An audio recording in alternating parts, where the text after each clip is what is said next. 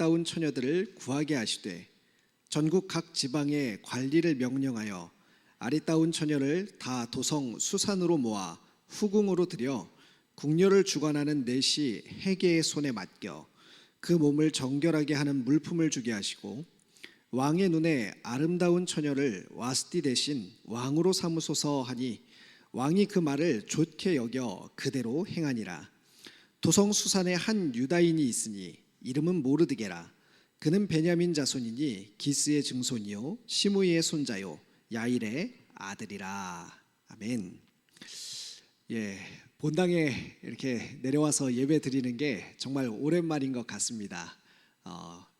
언제 또 이렇게 여기서 예배 드렸나 싶을 정도로 또 이렇게 감회가 새롭습니다. 이번 주간에는요, 지난 주간에는 8.15 제75주년 광복절이 있었습니다. 광복절은 1945년 8월 15일 우리나라가 일제 식민 통치를 벗어나서 독립을 되찾은 사건을 기념하는 날입니다. 그런데 우리가 광복절과 함께 또 기억해야 될 날이 하나 더 있습니다. 바로 1910년 8월 29일 경술국치입니다.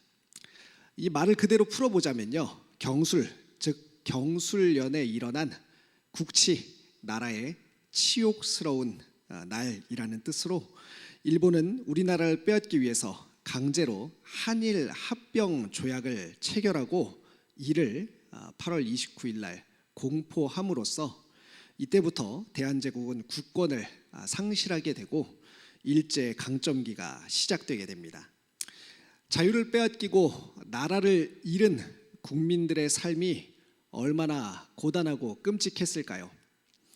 강제징용으로 끌려간 사람들의 숫자는 약 103만 명 정도로 추정이 됩니다. 강제징병으로는 약 40만 명이, 그리고 정신대로 끌려간 여성이 약 20만 명, 또 위안부로 끌려간 여성이 약 5에서 7만 명 정도로 추산이 됩니다. 거의 170만 명 정도가 되는데, 그런데 이 숫자는요, 전체 숫자가 아닙니다. 국외로, 그러니까 한반도 밖으로 끌려간 사람들의 숫자입니다. 그러니까 여기에 국내에서 노동과 착취를 위해서 강제로 끌려간 사람들의 숫자까지 합치면 약 450만 명 정도가 된다고 합니다.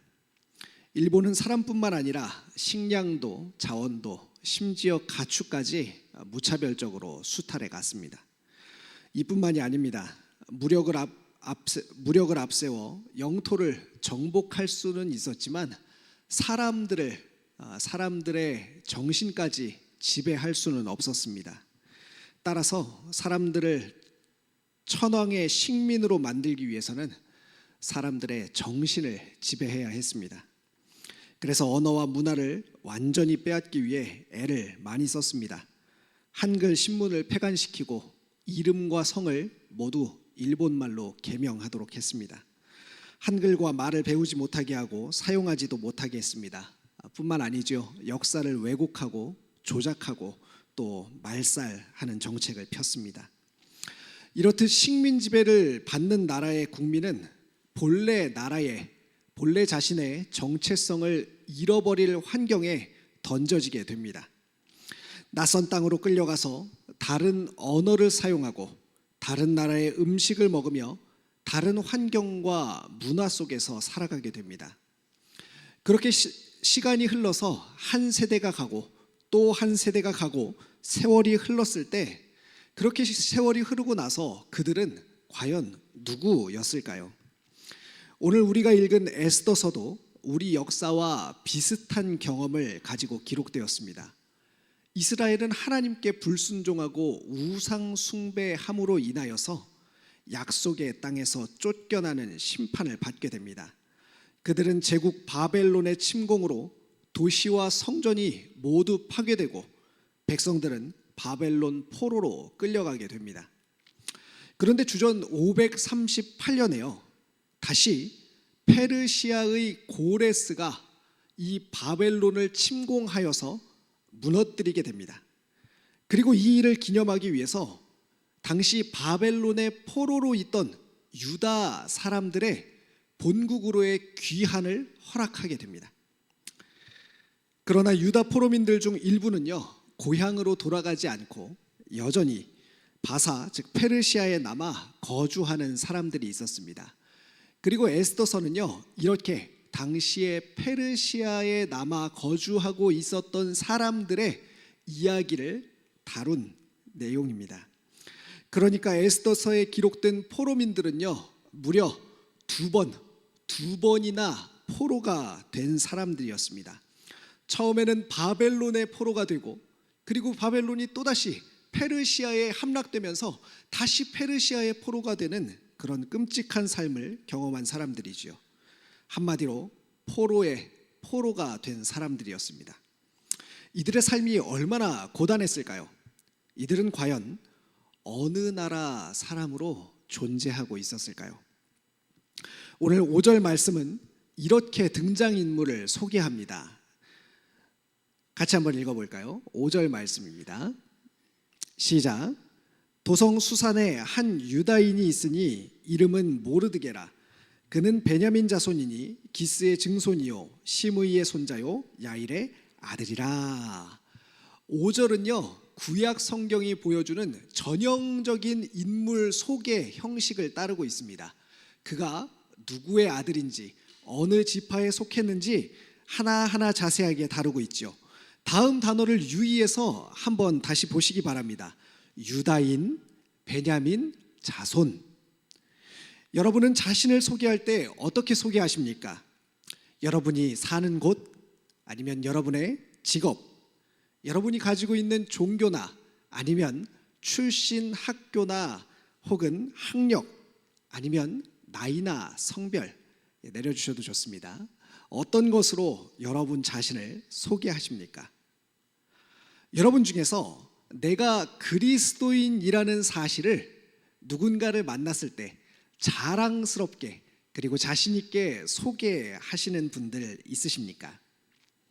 성경은 모르드게를 소개하면서요, 그가 그리스도인이었다고 가르쳐 줍니다. 유다인, 특히 베냐민 자손이라는 말은요, 굉장히 그 사람의 정체성을 드러내는 말입니다. 왜냐하면 베냐민 자손, 그 족보를 거슬러 올라가면 누가 나오냐면요, 바로 사울 왕이 나오기 때문입니다. 즉 모르드게가 정통 유대인이라는 사실, 왕이 그 가문에서 나왔기 때문에 정말 정통 중에 정통 아니겠습니까? 그 정통 유대인이라는 사실을 강조하면서 기록한 것입니다. 자, 그렇다면요, 왜 유대인이라는 사실을 강조하는 것일까요? 저자가 굳이 그 성에 모르드게라고 하는 사람이 있었다, 아니면 모르드게가 아니라 그 사람의 그 성에 에스더의 삼촌이 살고 있었다라고 해도 될 텐데, 왜 굳이 이렇게 자세하게 사람의 이름과 출신을 들어서 설명하는 것일까요? 의도가 무엇일까요? 이미 포로로 사로잡혀간 지 약 100년이라는 시간이 흘렀습니다. 포로로 끌려간 나라가 망하고 또 다른 나라의 포로가 되었습니다. 만약 어떤 사람이 미국으로 이민을 갔습니다. 그런데 100년의 시간이 지났습니다. 이 사람의 자녀의 자녀들은 어느 나라 사람으로 살고 있을까요? 조상은 한국인이지만 아마 2세, 3세들은 그 나라 사람, 미국인과 다름없이 살고 있을 것입니다. 그러나 성경은 모르드게가 포로로 끌려간 땅에서 여전히 유대인으로 존재하고 있었다고 우리에게 가르쳐 줍니다. 그러니까 5절은 모르드게의 정체성에 대해서 설명하고 있는 것이죠. 모르드게의 이름은 마르둑이라는 바벨론식 이름을 히브리식으로 발음하여서 부른 것입니다. 왜냐하면요, 바벨론 포로로 끌려간 뒤에 히브리 이름과 바벨론식 이름 두 가지 형태의 이름을 갖게 되는 것이 보통 당시에 고대 근동 사회에서 포로로 끌려간 사람들의 일반적인 상황이었기 때문입니다. 우리나라도 일제 강점기에 한글 이름과 일본식 이름 이렇게 두 개의 이름을 가지고 있는 사람들이 있었지요. 저도 어렸을 때 초등학교 다닐 때 담임 선생님이 아주 연세가 많으신 분이었는데 일제 시대를 경험하신 분이었는데 이름이 두 개가 있으셨어요. 그래서 내 이름은 일본 말로 이런 이름이다라고 가르쳐 주셨던 게 아직도 기억이 납니다. 이런 일은 당대에 정말로 흔한 일이었습니다. 우리가 잘 알고 있는 다니엘과 그의 세 친구들도 마찬가지였습니다. 심지어 다니엘서를 보면요, 느부갓네살 왕은 유다 소년들을 데려다가 음식법도 새로 가르쳤다라고 기록되어 있습니다. 여기서 음식법이란 이스라엘에서 가장 중요한 율법 중에 하나입니다.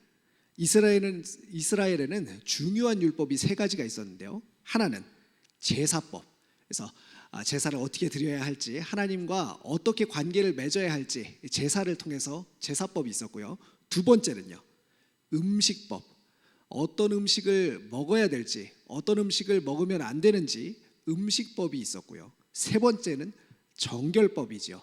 어떻게 하면은 부정한 것들로부터 정결할 수 있는가, 정결해질 수 있는가를 설명한 정결법, 이 세 가지가 이스라엘이 거룩한 하나님의 백성임을 드러내는 척도였습니다. 아니 목사님, 먹는 게 뭐가 그렇게 중요합니까? 아무거나 먹으면 되지 않습니까? 이렇게 질문할 수도 있겠죠. 하지만요, 먹는 것은 그 사람이 되고 먹는 것은 정체성이 됩니다. 우스갯소리지만 한참 이슬람에 대한 경계가 이렇게 높아졌을 시기가 있었는데 이런 이야기들을 들은 적이 있습니다. 한 사람이 이렇게 말했다고 합니다. 이러다가 우리나라가 정말로 이슬람 사람들이 잔뜩 몰려와서 엄청난 많은 사람들을 포교해서 이슬람화 되는 것 아닙니까? 라고 얘기하니까 다른 사람이 이렇게 말했다고 합니다. 걱정 마십시오. 우리나라는 삼겹살 때문에 이슬람화 되지 않을 것입니다. 이슬람은 돼지고기를 먹지 않는데 우리나라는 많은 사람들이 돼지고기를 좋아하기 때문입니다. 또 무엇을 어떻게 먹는지는 그 사람이 누구인지를 가르쳐 줍니다. 잔치마다, 모임마다 그 내용과 참여하는 사람에 맞는 식단과 식사, 예절, 방법이 정해져 있습니다. 말하는 것도 마찬가지죠. 언어는 그 말을 사용하는 사람들의 정신을 반영합니다. 그래서 같은 물건이나 상황이라 할지라도 나라마다 표현 방식도 다르고 또 똑같은 상황이나 어떤 물건을 표현할 수 있는 단어의 개수도 현격한 차이를 가집니다. 여러분, 알타이어족이라고 들어보셨지요? 언어학에서는 사용하는 언어를 가지고 같은 뿌리를 가진 사람들인지 아닌지를 판단하기도 할 정도로 언어는 그 사람을 규정하는, 그리고 그 사람의 정체성을 구별하는 매우 중요한 척도입니다. 말하는 것과 먹는 것이 이처럼 중요합니다. 바꿔 말하자면 언어와 음식이 틀어지면 그 사람의 정체성도 틀어지는 것입니다. 그렇다면요, 오늘날 우리의 삶으로 이 이야기를 가져오면 어떻겠습니까? 우리는 돼지고기랑 다 먹잖아요. 당시의 사람들은 먹지 않았지만. 그렇다면 그리스도인의 언어는 무엇이겠습니까? 우리가 공통적으로 소유하고 있는, 신앙 안에서 공통적으로 소유하고 있는 언어란 무엇이겠습니까? 바로 기도입니다. 하나님과 대화라고 흔히들 이야기하지요. 기도가 바로 그리스도인의 언어이지요. 그렇다면 그리스도인의 양식은 무엇이겠습니까? 말씀이겠지요. 그래서 오늘 설교 제목을 성경 연구 꼭 해야 하나, 아니면 기도 꼭 해야 하나, 이런 제목들을 가지고 고민을 좀 했었습니다. 많은 청년들이 수련회를 통해서 또 예배에서 삶에서 은혜 받기를 원합니다. 그런데 막상 은혜 받고 은혜를 충만하게 날마다 누리는 사람은요, 그런 사람들은 아주 적게 느껴집니다. 왜 그럴까요? 여러분은 어떠십니까? 오늘 본문과 또 설교의 내용을 빗대어서 이야기하자면요, 세상에 말과 음식을 다 빼앗겼기 때문입니다. 은혜 받고 성령 충만하고 하나님께 쓰임 받는 삶을 살고 싶은 그런 마음은 있지만 정작 그렇게 살도록 해주는 그리스도인의 정체성을 결정하는 말씀과 기도는 다 빼앗긴 채로 살기 때문입니다. 목사님, 저는 훈련도 다 받아서 말씀도 이미 잘 알고 있습니다. 필요할 때마다 하나님께 기도도 합니다. 그런데 제가 말씀과 기도를, 음식과 언어를 빼앗긴 사람이라고 말할 수 있을까요? 여러분, 아는 것과 그것을 사용하는 것은 완전히 다른 일입니다. 먹어본 것과 지금 그것을 먹고 있는 일은 역시 다른 이야기입니다. 지금 내가 은혜 받지 못하고 있다면 과거에는 은혜 받을 수 있었을지 모르지만 지금 내가 은혜 받을 수 없는 삶의 방식으로 살고 있다는 것입니다.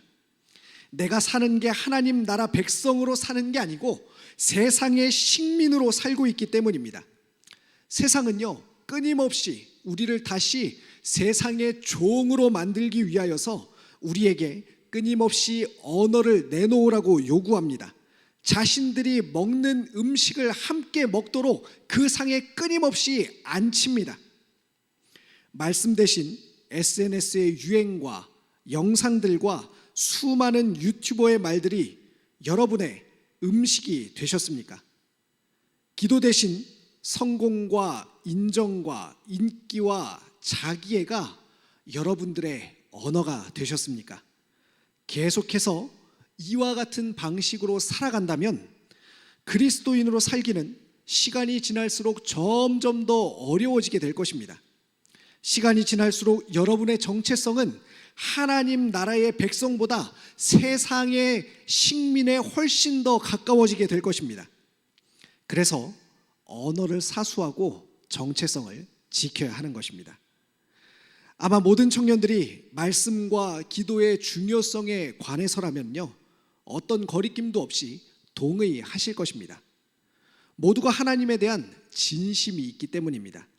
그리스도인으로 잘 살고 싶고 그렇게 하나님 믿는 자로 은혜를 누리며 살고 싶은 마음의 소원이 있기 때문입니다.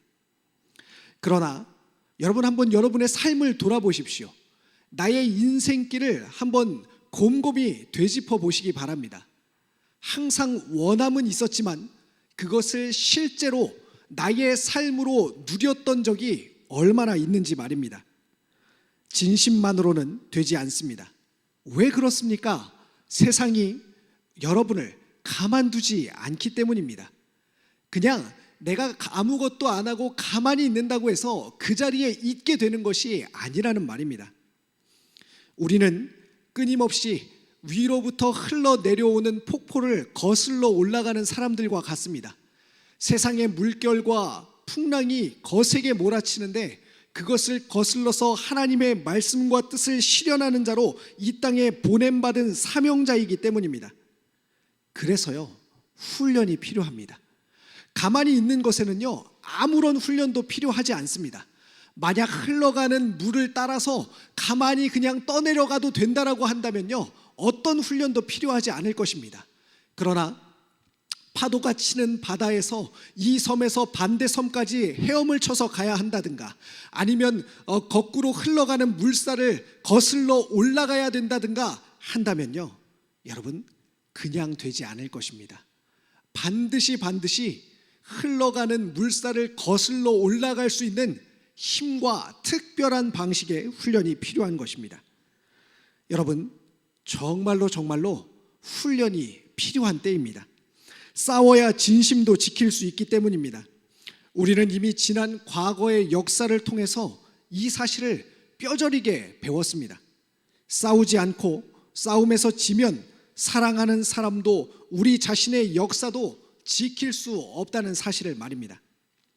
그렇다면 어떤 훈련을 하면 좋겠습니까? 언어를 지키고 정체성을 지키는 훈련을 해야만 합니다. 말씀을 양식으로 삼고 기도를 언어로 삼는 훈련을 해야만 합니다.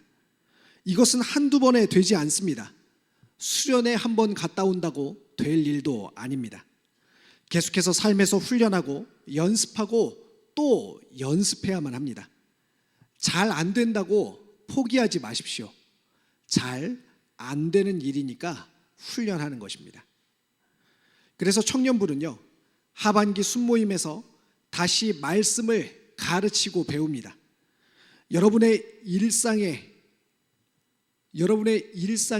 힘이 말씀으로부터 공급될 때까지 이 일을 계속할 것입니다.